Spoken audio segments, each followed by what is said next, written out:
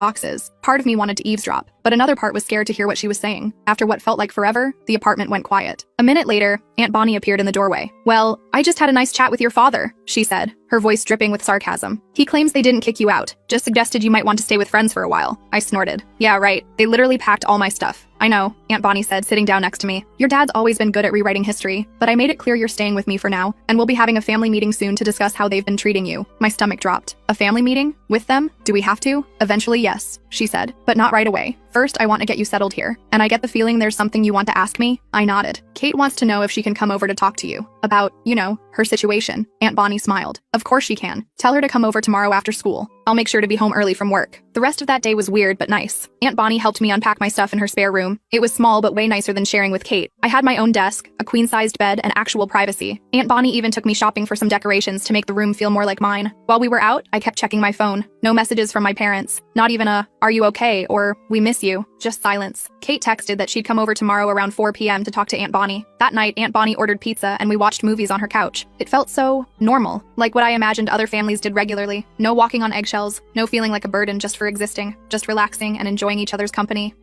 Aunt Bonnie said during a quiet moment, "I always wanted kids of my own. Never worked out that way. But having you here, it's nice." I didn't know what to say to that, so I just smiled and focused on the movie. But something warm settled in my chest. For the first time in ages, I fell asleep feeling safe. The next day was a Tuesday. Aunt Bonnie had to work, but she left me a key and said to make myself at home. I spent the morning exploring her apartment and the afternoon doing some homework I'd brought with me. At 3:30, I started getting anxious about Kate's visit. Kate showed up right at 4, looking nervous but relieved to see me. We hugged for a long time in the doorway before I pulled her inside. "This place is nice," she said, looking around. "Aunt Bonnie's not home yet? She should be here any minute," I said. "Want some water or something?" Kate nodded and followed me to the kitchen. She looked pale and tired, like she hadn't slept well. We sat at the kitchen table in awkward silence for a few minutes before she spoke. "Mom and Dad think I'm at debate team practice," she said. "They don't suspect anything yet, but Mom made a comment about me gaining weight this morning." I almost had a panic attack. Before I could respond, we heard keys in the door. Aunt Bonnie walked in, still in her work clothes, carrying a bag of groceries. Her face lit up when she saw Kate. "There's my other niece," she said warmly, setting down the groceries to give Kate a hug. Kate burst into tears the moment Aunt Bonnie's arms went around her. The next hour was intense. Kate told Aunt Bonnie everything. About Tyler, about being 8 weeks pregnant, about being terrified of our parents finding out. Aunt Bonnie listened carefully, asking questions, but never judging. "Have you decided what you want to do?" Aunt Bonnie asked gently. Kate shook her head. "I don't know. I'm only 16. I'm supposed to go to college next year, but I also don't know if I could go through with an abortion." She started crying again. "An adoption? I don't know. You have options," Aunt Bonnie said, "and time to decide. But first, you need to see a doctor. Make sure everything's okay." "I can take you if you want." Kate nodded gratefully. "Could you? I'm scared to go alone, and I can't ask Mom." "Of course," Aunt Bonnie said. "And Kate, whatever you decide, I'll support you, even if your parents don't." Kate looked at me then, her eyes still wet with tears. "I'm so sorry about what happened, Lily. I just panicked. I thought if they found out while you were still there." "It's okay," I said.